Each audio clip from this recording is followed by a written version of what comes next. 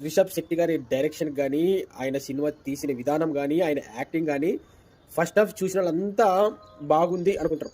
Second half చూసిన తర్వాత Kantara first పార్ట్‌కి డబుల్ ఉందనుకుంటారు. ఆయన నట విశ్వరూపం ఏమన్నా అసలు ఆ సీన్స్ చూస్తుంటే ఆ సెకండ్ హాఫ్‌లో ఫస్ట్ హాఫ్ నేను చిన్న డిసప్పాయింట్ అనమాట వాస్తవమే. కానీ సెకండ్ హాఫ్ స్టార్ట్ అయిన తర్వాత ప్రీ క్లైమాక్స్, క్లైమాక్స్ కానీ ఆ బీజీఎంకి ఆయన యాక్టింగ్ అసలు ఆ ట్విస్ట్‌లకి అసలు గూస్ బంప్స్ నాకైతే నడిచి నాకు అసలు ఎంత అరిచినా అంటే అంత అరిచినా, అంత ఎంజాయ్ చేసినా.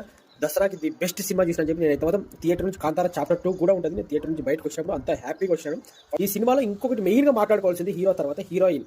ఆమె పేరు కనకావతి, రియల్‌గా పేరు రుక్మిణి వసంత్. ఆమె యాక్టింగ్ ఫస్ట్ హాఫ్ ఒక ఎత్తు అయితే సెకండ్ హాఫ్‌లో హీరో తర్వాత అంత స్కోప్ ఉన్న యాక్టింగ్, ఆ క్లైమాక్స్ చూస్తే మీరు వావ్ అంటారు. అంత బాగుంది అసలు.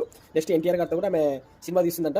ఆమెకి మంచి ఫ్యూచర్ ఉందని నేను అనుకుంటున్నాను. అదేవిధంగా ఈ సినిమాలో కనపర్తి కూడా ఒక అసుర జాతి ఉంటుంది. ఆ అసుర జాతికి ఈ కనకావతికి సంబంధం ఏంటి అనేది కూడా మీరు సినిమా చూస్తే తెలుస్తుంది. అదేవిధంగా టైగర్ సీక్వెన్స్ ఉంటుంది. ఇంతమంది ముందు కానీ సెకండ్ హాఫ్‌లో టైగర్ సీక్వెన్స్ ఎపిసోడ్ ఉంటుంది. అది సూపర్ అసలు. అది మీకు గూస్